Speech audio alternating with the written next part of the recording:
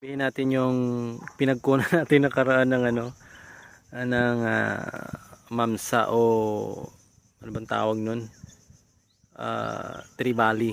Kasi meron pa akong nakitang isa. So kanina pumunta ako dito, malaking tubig. Ngayon medyo pababa ng tubig, no? Paano? So titingnan natin kung makakakita pa tayo dito. Medyo malalim ngayon, no? Naka high tide pa.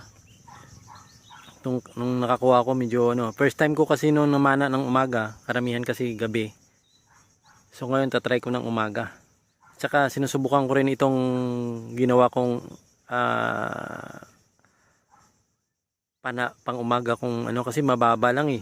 Pag lang siya nasa 80 cm. Siguro kung mahina ito ay gagawa ko ng mataas. Tsaka yung rubber nito ay 17 mm. Roller type ito at saka nilagyan ko pa ng isang 14. Tingnan ko kasi nahihinaan ako pag malayong isda parang hindi niya maaabot eh. So tatry natin ito.